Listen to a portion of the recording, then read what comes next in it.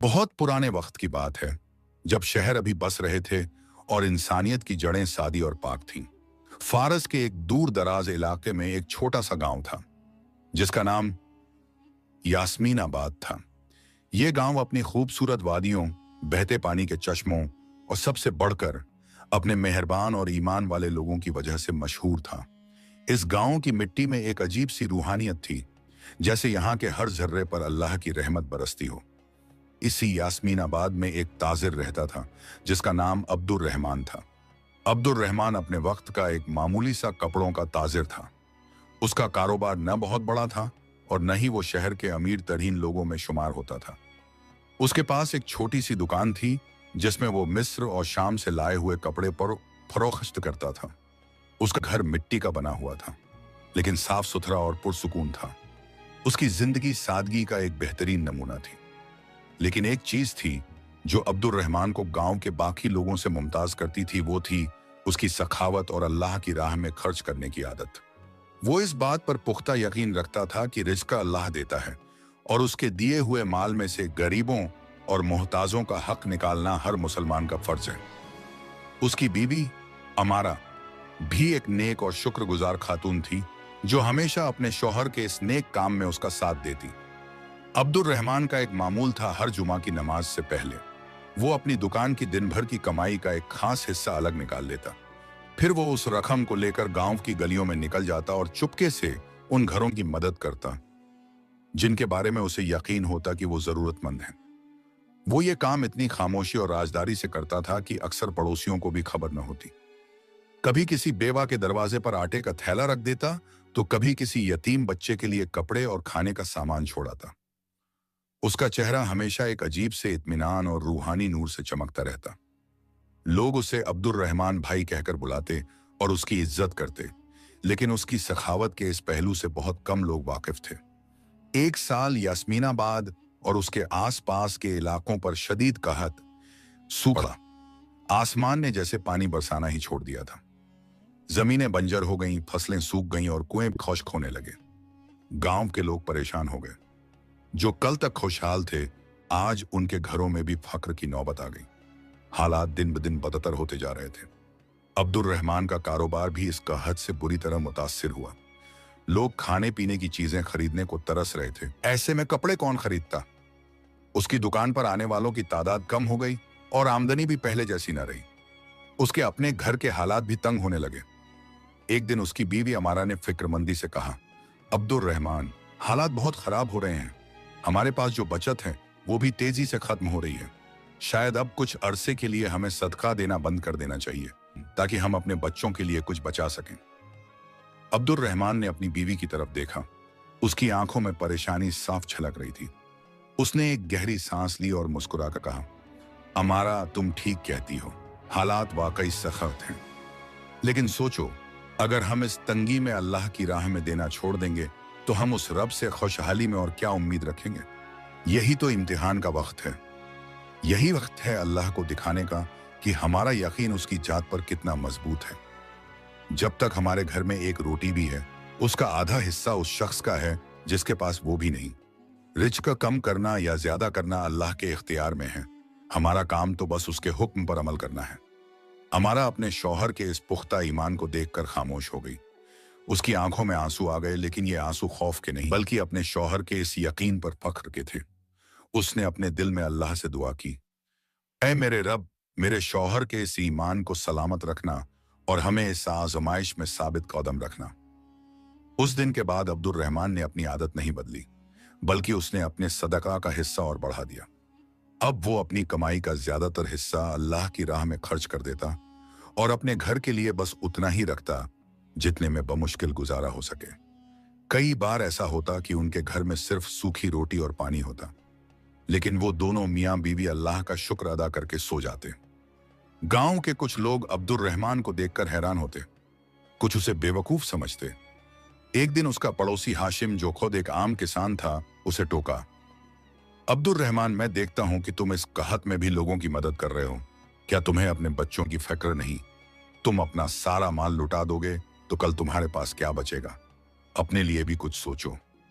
अब्दुर रहमान ने हाशिम के कंधे पर हाथ रखा और निहायत नरमी से जवाब दिया, हाशिम भाई, जो माल मैं अपने पास रखता हूं वो तो यहीं रह जाएगा, लेकिन जो माल मैं अल्लाह की राह में देता हूं वही मेरा असल सरमाया है जो आखिरत में मेरे काम आएगा। दुनिया की फिक्र तो सब करते हैं, लेकिन आखिरत की फिक्र करने वाले कम हैं। और मेरा रब इतना करीम है कि वो दुनिया में भी अपने बंदे को तन्हा नहीं छोड़ता। मुझे यकीन है वो कोई ना कोई सबब जरूर पैदा करेगा। हाशिम लाजवाब होकर वहां से चला गया, लेकिन अब्दुल रहमान की बातें उसके दिल में उतर गईं। दिन गुजरते गए, कहत की शिद्दत बढ़ती जा रही थी। अब्दुल रहमान की बचत अब बिल्कुल खत्म होने के करीब थी। एक रात उसके घर में खाने को कुछ भी न था। उसके बच्चे भूख से रो रहे थे। अमारा ने उन्हें पानी पिलाकर सुलाने की कोशिश की, लेकिन भूख की शिद्दत से उन्हें नींद नहीं आ रही थी। अब्दुल रहमान का दिल ये मंजर देखकर कट रहा था। उसने वुजू किया और नमाज के लिए खड़ा हो गया। सजदे में गिरकर उसने अल्लाह से दुआ की, ऐ मेरे परवरदिगार, ऐ रिज़्क़ देने वाले, तू सब कुछ जानता है। मैंने तेरी रजा के लिए तेरे बंदों की मदद की। आज मेरे बच्चे भूखे हैं। मैं तुझसे सवाल नहीं करता, लेकिन तू तो दिलों के हाल जानता है। ऐ मेरे मालिक, मेरी मदद फरमा। बेशक तू ही बेहतरीन मदद करने वाला है। दुआ करते करते उसकी आंखों से आंसुओं की लड़ी बह निकली। वो काफी देर तक सजदे में रोता रहा। जब उसने सर उठाया तो उसके दिल में एक अजीब सा सुकून था, जैसे उसकी फरियाद सुन ली गई हो। वो उठा और अपनी परेशान बीवी के पास जाकर बैठा। उसने अमारा का हाथ थामा और कहा, फिक्र न करो अमारा, जिस रब ने पैदा किया है वो रिज़्क़ भी देगा। उसका वादा सच्चा है। अभी उसने ये जुमला कहा ही था कि उनके दरवाजे पर दस्तक हुई। दरवाजे पर दस्तक सुनकर अब्दुल रहमान और अमारा दोनों चौंक गए। इस वक्त रात के इस पहर कौन हो सकता था? गांव में हर कोई अपने अपने घरों में कहत की परेशानियों में घिरा हुआ था। अब्दुल रहमान ने अमारा को तसल्ली दी और दरवाजे की तरफ बढ़ा। उसके दिल में एक अनजाना सा खौफ भी था और एक हल्की सी उम्मीद भी। उसने दरवाजा खोला तो सामने एक अजनबी शख्स को खड़ा पाया। वो शख्स लंबा और मजबूत जिस्म का मालिक था। उसने सफर के कपड़े पहने हुए थे, जिन पर धूल की तह जमी हुई थी, लेकिन उसके चेहरे पर एक अजीब सी शरीफी और संजीदगी थी। उसके साथ दो और आदमी थे, जिनके हाथों में मशालें थीं, जिनकी रोशनी में उनके पीछे खड़े दो ऊंट नजर आ रहे थे, जिन पर सामान लदा हुआ था। अजनबी ने अब्दुल रहमान को गौर से देखा और निहायत अदब से पूछा, क्या मैं जनाब अब्दुल रहमान से मुखातिब हूं, जो कपड़े के ताजिर हैं? अब्दुल रहमान ने हैरानी से जवाब दिया, जी, मैं ही अब्दुल रहमान हूं। फरमाइए, मैं आपकी क्या खिदमत कर सकता हूं? उसका दिल तेजी से धड़क रहा था। आखिर ये कौन लोग थे जो उसे इस तरह ढूंढते हुए उसके घर तक आ पहुंचे थे? अजनबी मुस्कुराया और बोला, मेरा नाम खालिद है, मैं शहर बगदाद से आया हूं। हमारे ताजिरों के सरदार जनाब इब्राहिम अल बगदादी ने मुझे आपके पास एक खास पैगाम और कुछ अमानत देकर भेजा है। बगदाद का नाम सुनकर अब्दुल रहमान की हैरानी और बढ़ गई। उसका बगदाद के किसी ताजिर से कोई लेना देना नहीं था। उसने कभी उनसे कारोबार नहीं किया था। उसने उलझन में पूछा, इब्राहिम अल बगदादी? मैं उन्हें नहीं जानता, शायद आपको कोई गलतफहमी हुई है। खालिद ने अपने आदमियों को इशारा किया। वो दोनों ऊंटों को करीब ले आए। खालिद ने कहा, जनाब, कोई गलतफहमी नहीं हुई, मैं आप ही के पास आया हूं। दरअसल कुछ हफ्ते पहले हमारे सरदार इब्राहिम अल बगदादी ने एक ख्वाब देखा। उन्होंने देखा कि फारस के एक गांव यास्मीनाबाद में एक अल्लाह का नेक बंदा है, अब्दुल रहमान, जो कहत के इस मुश्किल वक्त में भी चुपके चुपके अल्लाह की राह में खर्च कर रहा है, जबकि उसके अपने घर में तंगी है। ख्वाब में उन्हें बताया गया कि इस शख्स की सखावत अल्लाह ताला को इतनी पसंद आई है कि उसके लिए आसमान से रहमत के दरवाजे खोल दिए गए हैं। हमारे सरदार ने इस ख्वाब को अल्लाह का इशारा समझा और मुझे फौरन यहाँ रवाना किया। खालिद ने आगे बढ़कर एक थैली अब्दुल रहमान के हाथ में दी। इस थैली में 1000 अशरफियां सोने के सिक्के हैं। ये जनाब इब्राहिम ने आपके लिए हदिये के तौर पर भेजी हैं। और ये जो 2 ऊंट सामान से लदे हैं, इन पर गेहूं, खजूरें और जरूरत का दूसरा सामान है। उन्होंने कहा है कि इसमें से आप अपनी जरूरत के मुताबिक रखें और बाकी गांव के जरूरतमंद लोगों में तकसीम कर दें। अब्दुल रहमान के हाथ में सोने के सिक्कों से भरी थैली कांप रही थी। उसकी आंखों से बेख्तियार आंसू बहने लगे। ये वो आंसू थे जो शुक्र और यकीन से लबरेज थे। उसने आसमान की तरफ देखा, और दिल ही दिल में अपने रब का शुक्र अदा किया। उसने कुछ देर पहले ही तो सजदे में गिरकर दुआ की थी और उसकी दुआ इस शान से कबूल हुई थी कि उसने कभी सोचा भी न था।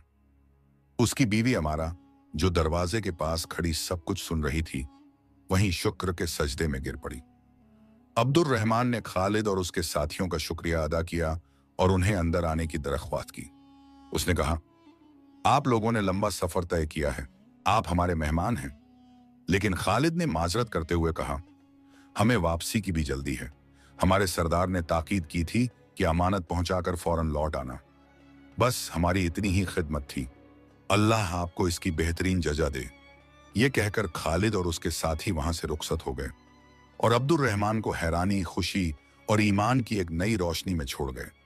अब्दुर रहमान सामान से लदे ऊंटों और सोने की अशरफियों को देखता रहा। उसे अपनी आंखों पर यकीन नहीं आ रहा था। यह सब एक ख्वाब जैसा लग रहा था। अमारा ने आंसू पोंछते हुए कहा, अब्दुर रहमान, बेशक अल्लाह अपना वादा पूरा करता है। आपने सही कहा था, वो अपने बंदों को कभी तन्हा नहीं छोड़ता। उस रात अब्दुर रहमान के बच्चों ने अरसे बाद पेट भरकर खाना खाया, लेकिन अब्दुर रहमान ने उस रात सिर्फ खजूर और पानी पर ही गुजारा किया। उसने अपनी बीवी से कहा, अमारा, ये माल मेरा नहीं, अल्लाह की अमानत है। इस पर सबसे पहला हक उन लोगों का है जो इस वक्त हमसे ज्यादा भूखे हैं। कल सुबह होते ही हम इस सामान को गांव वालों में बांट देंगे। अगली सुबह फजर की नमाज के बाद अब्दुर रहमान ने गांव में ऐलान करवाया, जिसके घर में भी खाने को कुछ नहीं है, वो मेरे घर से आकर अनाज ले जाए। यह सुनना था कि गांव में एक खुशी की लहर दौड़ गई। लोग हैरान थे कि अब्दुर रहमान, जिसके खुद के हालात इतने तंग थे, अचानक इतना सारा अनाज कहां से ले आया। उसका पड़ोसी हाशिम भी दौड़ा हुआ आया। जब उसने अब्दुर रहमान के घर के बाहर अनाज के ढेर और लोगों की भीड़ देखी तो वो दंग रह गया। उसने अब्दुर रहमान से पूछा, अब्दुर रहमान, ये सब क्या है? कल तक तो तुम्हारे घर में फक्र था, आज ये दौलत कहां से आ गई? अब्दुर रहमान ने मुस्कुराकर वही जवाब दिया जो उसने पहले दिया था। हाशिम भाई, मैंने तुमसे कहा था ना कि मेरा रब कोई ना कोई सबब जरूर पैदा करेगा। ये सब उसी का करम है। मैंने तो सिर्फ उसकी राह में थोड़ा सा दिया था। उसने मुझे इतना लौटा दिया कि अब मैं पूरे गांव को बांट सकता हूं। हाशिम की आंखों में शर्मिंदगी और हैरत के मिले जुले तासुरात थे।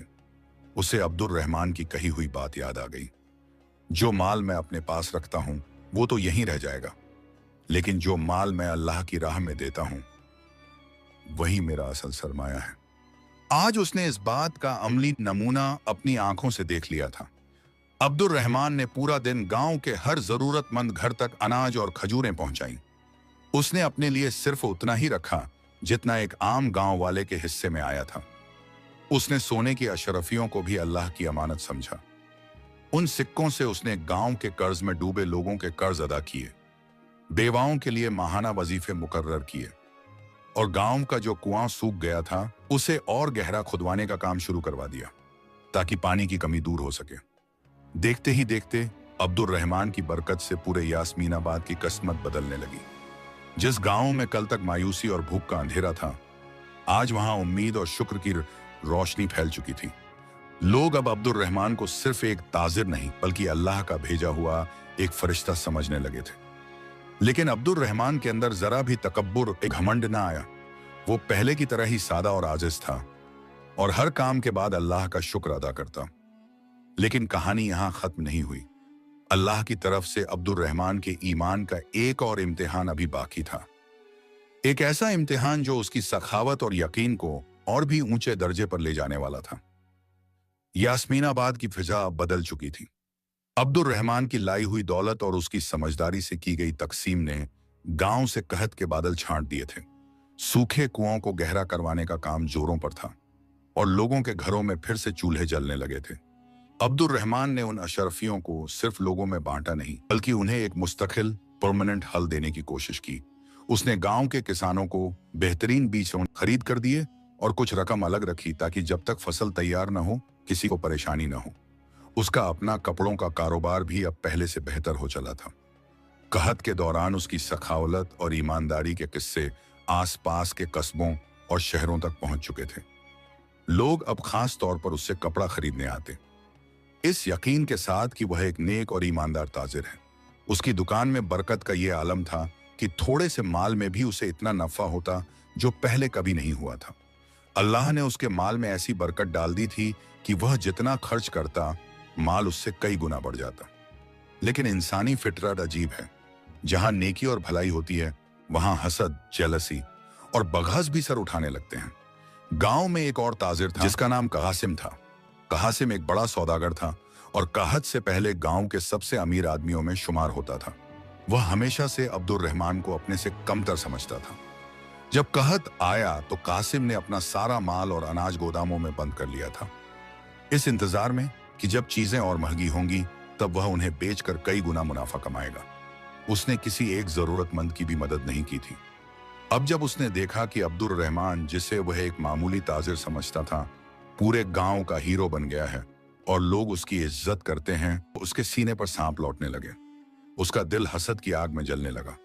उसे यह बर्दाश्त नहीं हो रहा था कि अब्दुल रहमान की शोहरत उससे ज्यादा गई है।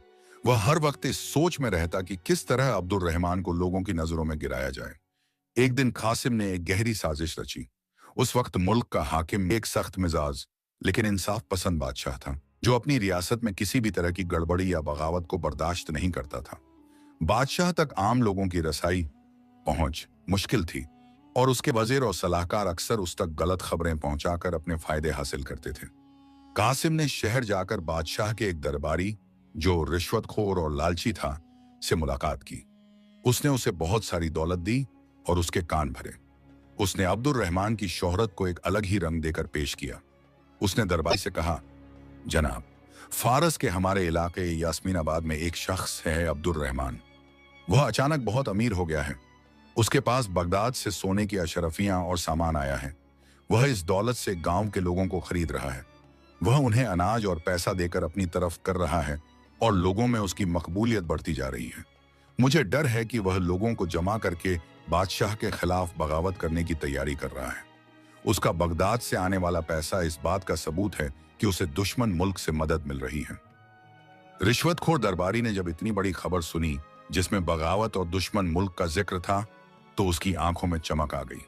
उसे बादशाह को खुश करने और अपना कद बढ़ाने का एक मौका मिल गया। उसने कासिम को तसल्ली दी और फौरन यह खबर नमक मिर्च लगाकर बादशाह के सामने पेश कर दी। बादशाह, जो पहले ही अपनी सल्तनत की साजिशों से परेशान रहता था, यह सुनकर आग बबूला हो गया। एक मामूली कपड़ों के ताजिर की इतनी हिम्मत कि वह उसके खिलाफ साजिश कर रहा है।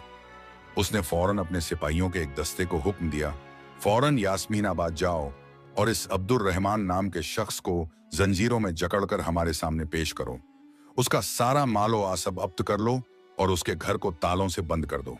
हम उस गद्दार को ऐसी सजा देंगे जो आने वाली नस्लों के लिए इबारत बन जाए। सिपाहियों का दस्ते तेजी से यास्मीनाबाद की तरफ रवाना हो गया। इधर यास्मीनाबाद में अब्दुल रहमान इन सब साजिशों से बेखबर अपनी जिंदगी में मगन था। उस दिन वह अपनी दुकान पर बैठा था कि अचानक बाहर शोर बरपा हुआ। उसने बाहर झांका तो देखा कि बादशाह के सिपाही पूरे गांव में फैल गए हैं। उनके चेहरों पर गुस्सा और सख्ती थी। सिपाहियों का सरदार सीधे उसकी दुकान में घुस आया।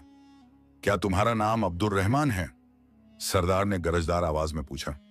अब्दुल रहमान ने खड़े होकर अदब से जवाब दिया, जी मैं ही हूं, क्या बात है?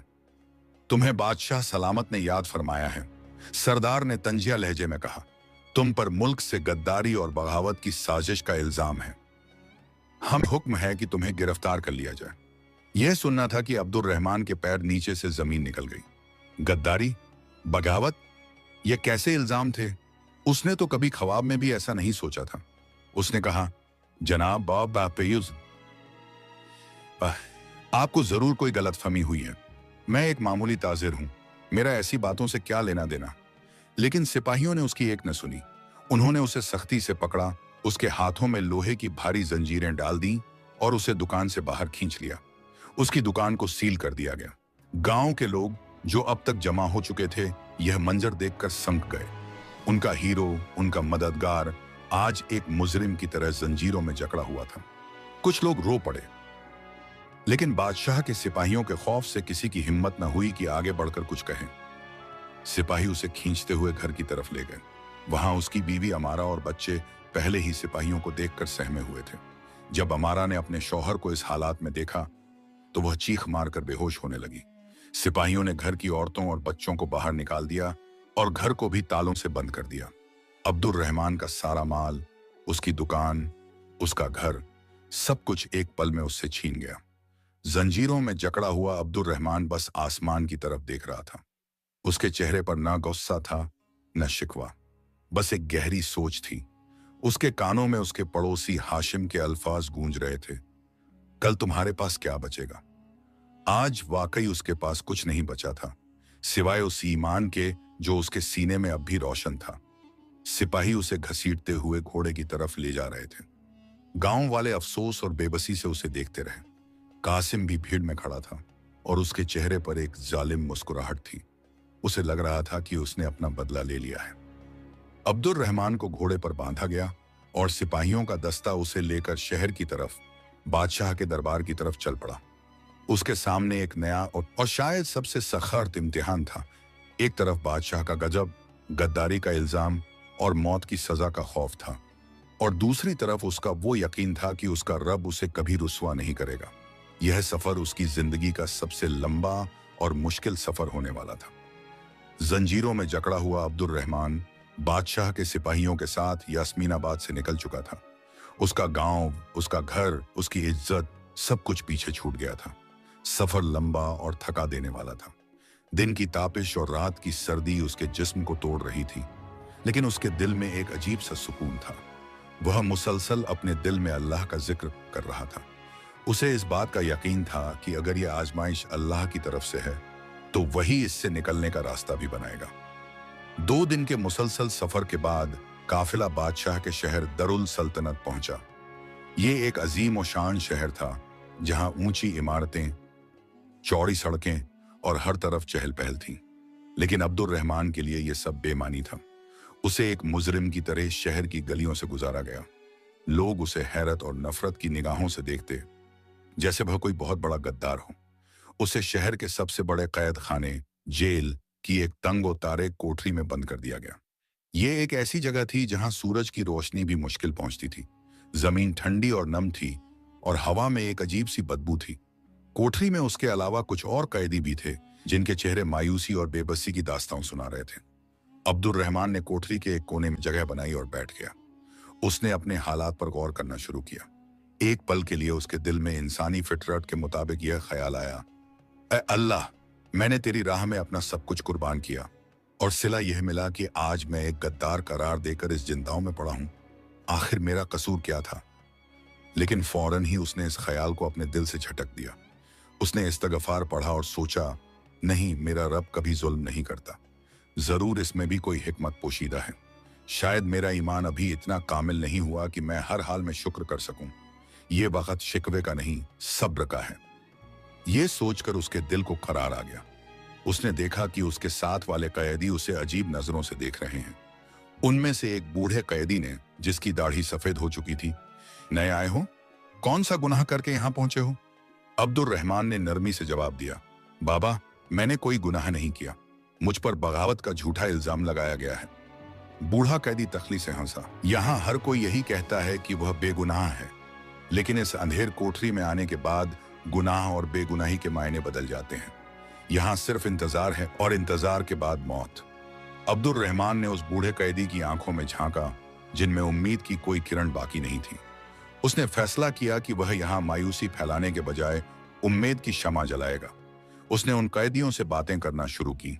वह उन्हें अल्लाह की रहमत के किस्से सुनाता, पैगंबरों के सब्र के वाक़े बताता और उन्हें समझाता कि दुनिया की यह कैद आरज़ी टेम्पररी है और असल आज़ादी रूह की आज़ादी है।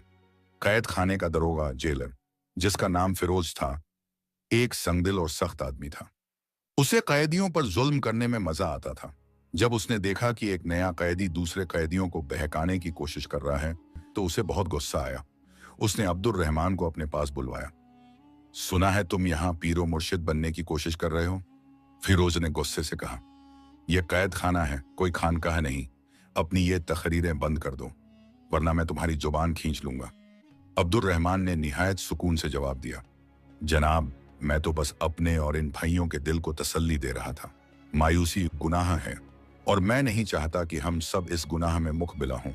फिरोज उसके इस बेखौफ अंदाज और पुरसुकून चेहरे को देखकर हैरान हुआ। उसने आज तक जितने कैदी देखे थे, उनके चेहरों पर खौफ और दहशत होती थी, लेकिन यह शख्स बिल्कुल अलग था। फिरोज ने उसे धमकाकर वापस कोठरी में भेज दिया, लेकिन अब्दुल रहमान का चेहरा उसके दिमाग में घूमता रहा। दिन गुजरते गए। अब्दुल रहमान का मामूल बन गया था। उसे जो सूखी रोटी और पानी मिलता, वह उसमें से भी आधा अपने से कमजोर कैदी को दे देता। वह रात का ज्यादातर हिस्सा इबादत में गुजारता। उसकी नेक सोहबत का असर यह हुआ कि कैद खाने की फजा बदलने लगी। जो कैदी कल तक एक दूसरे से लड़ते झगड़ते थे, अब एक दूसरे का ख्याल रखने लगे। जिनके चेहरों पर सिर्फ मायूसी थी, अब वहां एक हल्की सी उम्मीद नजर आने लगी। ये तब्दीली दरोगा फिरोज से छिपी न रही। वह चुपके चुपके अब्दुल रहमान को देखता। उसे समझ नहीं आ रहा था कि इस शख्स में ऐसी क्या ताकत है जो पत्थर दिल इंसानों को भी मोम कर रही है। एक रात फिरोज के जवान बेटे की तबीयत अचानक बहुत खराब हो गई। शहर के सारे हकीम जवाब दे गए। फिरोज अपने बेटे की हालात देखकर टूट गया। वह परेशानी के आलम में कैद खाने में इधर उधर टहल रहा था। उस वक्त अब्दुल रहमान अपनी कोठरी में नमाज पढ़कर दुआ के लिए हाथ उठाए हुए था। उसके चेहरे पर इतना नूर और इत्मीनान था कि फिरोज के कदम वहीं रुक गए। बेइख्तियार फिरोज उसकी कोठरी के पास गया। जब अब्दुल रहमान ने दुआ खत्म की तो फिरोज ने रोते हुए कहा, अब्दुल रहमान, तुम जिस रब की इबादत करते हो, क्या वह मेरी मदद कर सकता है? मेरा बेटा मर रहा है। अब्दुल रहमान ने उसकी तरफ देखा। उसके दिल में फिरोज के लिए नफरत या गुस्सा नहीं था, हमदर्दी थी। उसने कहा, फिरोज, मेरा रब सिर्फ मेरा नहीं, वह तो सारे जहानों का रब है। वह तुम्हारी भी सुनता है और मेरी भी। अगर तुम सच्चे दिल से उससे मांगो तो वह जरूर तुम्हारी मदद करेगा। फिरोज ने कहा, मैंने बहुत दुआ की लेकिन कुछ नहीं हुआ। तुम अल्लाह के नेक बंदे लगते हो। खुदा के लिए तुम मेरे बेटे के लिए दुआ करो। अगर वह ठीक हो गया तो मैं जिंदगी भर तुम्हारा गुलाम रहूंगा। अब्दुल रहमान ने कहा, गुलामी सिर्फ अल्लाह की करनी चाहिए। मैं तुम्हारे बेटे के लिए जरूर दुआ करूंगा, लेकिन एक वादा करो, अगर अल्लाह ने उसे शिफा दी तो तुम इन बेगुनाह कैदियों पर जुल्म करना छोड़ दोगे और उनके साथ नरमी का बर्ताव करोगे। फिरोज ने फौरन वादा कर लिया। अब्दुल रहमान ने उसी वक्त वहां खड़े होकर अल्लाह के हजूर हाथ उठा दिए और फिरोज के बेटे की सेहत के लिए दिल से दुआ की। उसकी आंखों से आंसू झाड़ी थे। दुआ मांगकर उसने फिरोज से कहा, जाओ और अपने रब की रहमत से मायूस न होना। फिरोज भागा हुआ अपने घर गया। जब वह घर पहुंचा तो एक मोजिज़ा उसका इंतजार कर रहा था। उसका बेटा, जो कुछ देर पहले तक बेहोश पड़ा था, अब बिस्तर पर उठकर बैठ गया था। उसका बुखार उतर चुका था और वह अपनी मां से पानी मांग रहा था। यह मंजर देखकर फिरोज की आंखें फटी की फटी रह गईं। वह वहीं जमीन पर गिरा और सजदे में जाकर उस रब का शुक्र अदा करने लगा जिसे वह कभी मानता ही नहीं था। यह वाकया अब्दुल रहमान की जिंदगी में एक नया मोड़ लाने वाला था। उसका ईमान और सखावत अब कैद खाने की दीवारों से निकलकर बादशाह के महल की तरफ सफर करने वाला था, लेकिन एक ऐसे अंदाज में जिसकी किसी को तवक्को उम्मीद नहीं थी। दरोगा फिरोज पर इस वाकये का इतना गहरा असर हुआ कि उसकी पूरी जिंदगी बदल गई। अगली सुबह जब वह कैद खाने आया, एक नया इंसान था। उसके चेहरे से सख्ती और जुल्म के बजाय नरमी और शरीफ झलक रही थी। उसने आते ही अब्दुल रहमान को उसकी कोठरी से निकाला और अपने कमरे में ले गया। उसने अब्दुल रहमान के पैरों में गिरने की कोशिश की, लेकिन अब्दुल रहमान ने उसे उठाकर गले से लगा लिया। फिरोज ने रोते हुए कहा, अब्दुल रहमान, मैं अंधेरों में था, तुमने मुझे रोशनी दिखाई। अल्लाह ने तुम्हारी दुआ से मेरे बेटे को नई जिंदगी दी है। आज से मैं तुम्हारा खादिम हूं। हुक्म दो, मैं तुम्हारे लिए क्या कर सकता हूं? अब्दुल रहमान ने उसे तसल्ली दी और कहा, शुक्र अल्लाह का अदा करो जिसने तुम्हारे बेटे को शिफा दी और तुम्हारे दिल को हिदायत दी। अगर तुम मेरी कोई खिदमत करना चाहते हो तो बस इतना करो कि इन कैदियों के साथ इंसाफ और नरमी का मामला करो, और अगर हो सके तो मेरी बेगुनाही की खबर बादशाह तक पहुंचाओ। फिरोज ने फौरन अब्दुल रहमान को कैद खाने के सबसे बेहतरीन हिस्से में मुंतकिल दिया, जहां साफ सुथरा बिस्तर और बेहतर खाना था। उसने तमाम कैदियों के साथ अपना रवैया भी बदल दिया, लेकिन बादशाह तक बात पहुंचाना एक मुश्किल काम था। बादशाह तक सिर्फ वही बातें पहुंचती थीं जो उसके वजीर और दरबारी चाहते थे। फिरोज एक मामूली दरोगा था। उसकी हिम्मत नहीं थी कि वह सीधा बादशाह से बात कर सके। इसी बीच बादशाह ने अब्दुल रहमान के मुकदमे की पेशी का हुक्म दिया। उसे जंजीरों में जकड़कर दरबार में पेश किया गया। दरबार अजीम और शान था। हर तरफ अमीर वजीर और दरबारी अपनी शान और शौकत के साथ बैठे थे। बादशाह अपने तख्त पर बैठा था और उसके चेहरे पर गजब के आसार थे। अब्दुल रहमान के खिलाफ साजिश करने वाला ताजिर, कासिम और रिश्वतखोर दरबारी भी वहां मौजूद थे। बादशाह ने गरजदार आवाज में पूछा, तो ये है वह गद्दार अब्दुल रहमान जिसने हमारी सल्तनत के खिलाफ साजिश की? अब्दुल रहमान ने निहायत इत्मीनान और बहादुरी से जवाब दिया, बादशाह सलामत, मैं गद्दार नहीं, एक मामूली ताजिर और अल्लाह का एक अदना सा बंदा हूं। मुझ पर लगाए गए सारे इल्जाम झूठे और बेबुनियाद हैं। रिश्वतखोर दरबारी फौरन बोला, आलम पनाह, यह झूठ बोल रहा है। इसके पास बगदाद से दौलत आई है। इसने पूरे गांव को अपनी तरफ कर लिया है। हमारे पास इसके खिलाफ गवाह भी हैं। उसने कासिम की तरफ इशारा किया। कासिम ने आगे बढ़कर झूठी गवाही दी और सारी कहानी को नमक मिर्च लगाकर पेश किया। बादशाह का गुस्सा और बढ़ गया। उसने जल्लाद को बुलाने का हुक्म दे ही दिया था कि अचानक दरबार में एक शख्स दौड़ता हुआ दाखिल हुआ। वह दरोगा फिरोज था। दरबार के मुहाफिजों ने उसे रोकने की कोशिश की, लेकिन वह उन्हें धक्का देता हुआ सीधा बादशाह के तख्त के सामने पहुंच गया और सजदे में गिर गया। आलम पनाह, गौर फरमाइए, इस शख्स पर जुल्म हो रहा है, यह बेगुनाह है, फिरोज चीख कर बोला। दरबार में सन्नाटा छा गया। एक मामूली दरोगा की यह जुर्मत कि वह बादशाह के फैसले को रोके। बादशाह ने गुस्से से कहा, यह क्या बेहुदगी है, तुम्हारी हिम्मत कैसे हुई? फिरोज ने सर उठाया। उसकी आंखों में न खौफ था न हिचकिचाहट। उसने अपने बेटे की शिफा का पूरा वाकया शुरू से आखिर तक दरबार में सबके सामने बयान कर दिया।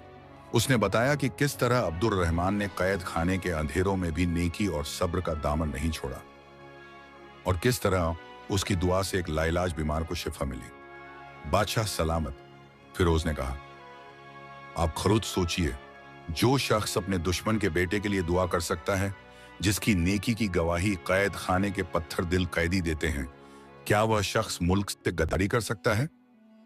हरगिज नहीं।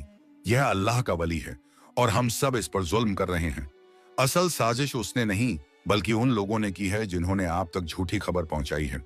बादशाह, जो अक्लमंद और इंसाफ पसंद था, फिरोज की बैटन और उसके चेहरे की सच्चाई से मुतासिर हुआ। उसे कासिम और उसके दरबारी के चेहरों पर हवाइयां उड़ती नजर आईं। उसे मामले में कुछ झोल महसूस हुआ। इत्तेफाक से उसी वक्त दरबार में बगदाद से आया हुआ एक सिफारती काफिला भी मौजूद था। जब उन्होंने यास्मीनाबाद, अब्दुल रहमान और इब्राहिम अल बगदादी का जिक्र सुना तो उनका सरदार आगे बढ़ा। उसने बादशाह से इजाजत लेकर कहा, आलम पनाह, हम इस शख्स को जानते हैं।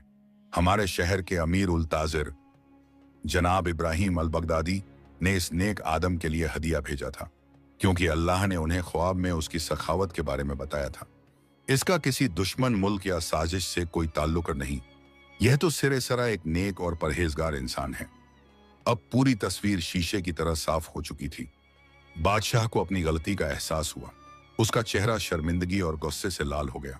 उसने फौरन हुक्म दिया, अब्दुल रहमान की जंजीरें खोल दी जाएं और उसे इज्जत के साथ हमारे पास लाया जाए। फिर उसने कासिम और रिश्वतखोर दरबार की तरफ इशारा किया, इन दोनों झूठे और फसादी लोगों को गिरफ्तार कर लो। इन्हें उसी जिंदाओं में डाल दो जहां इस बेगुनाह को रखा गया था।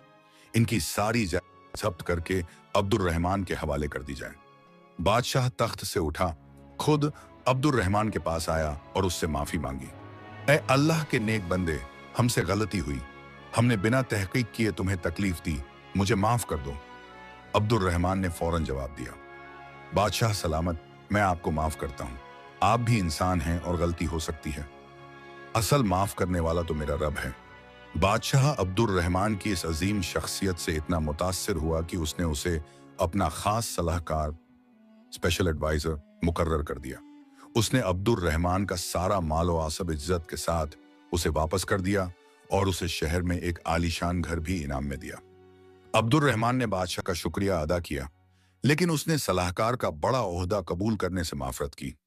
उसने कहा, आलम पन्ना, मैं एक मामूली ताजिर हूं और वही रहना चाहता हूं।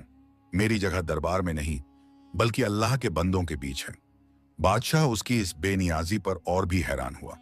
उसने अब्दुल रहमान को इज्जत के साथ यास्मीनाबाद वापस भेजा। जब अब्दुल रहमान अपने गांव वापस लौटा तो पूरे गांव ने उसका ऐसे इस्तकबाल किया जैसे कोई बादशाह लौट कर आया हो। उसकी बीवी अमारा और बच्चे उससे मिलकर खुशी से रो पड़े। अब्दुल रहमान ने अपनी बाकी जिंदगी पहले की तरह सादगी, इबादत और अल्लाह की राह में खर्च करते हुए गुजारी। लेकिन अब उसकी सखावत की बरकत सिर्फ यास्मीनाबाद तक महदूद नहीं थी, बल्कि पूरी सल्तनत तक फैल चुकी थी। बादशाह भी वक्त वक्त पर उससे मशवरे के लिए बुलाता।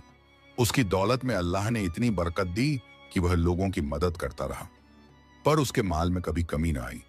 और इस तरह एक छोटा सा ताजिर अपने सच्चे ईमान, सब्र और सदके की बरकत से न सिर्फ दुनिया की हर आजमाइश में सरफराज हुआ, बल्कि उसने यह भी साबित कर दिया कि जो अल्लाह की राह में देता है, अल्लाह उसे कभी बेनामो निशान नहीं मिटाता, बल्कि उसे ऐसी इज्जत और बरकत अता करता है जिसका इंसान तसव्वुर भी नहीं कर सकता। इस कहानी से हमें यह सबका मिलता है कि सदका और नेकी का रास्ता शुरू में मुश्किल और आजमाइशों से भरा हो सकता है, लेकिन इस पर साबित कदम रहने का अंजाम हमेशा बेहतरीन होता है। अल्लाह अपने नेक बंदों को कभी तन्हा नहीं छोड़ता। सिंसेरिटी, इखलास से दिया गया थोड़ा सा सदका भी अल्लाह के नजदीक बहुत कीमती है, और अल्लाह उसके बदले में दुनिया और आखिरत दोनों में बेहिसाब बरकतें और इज्जत अता फरमाता है।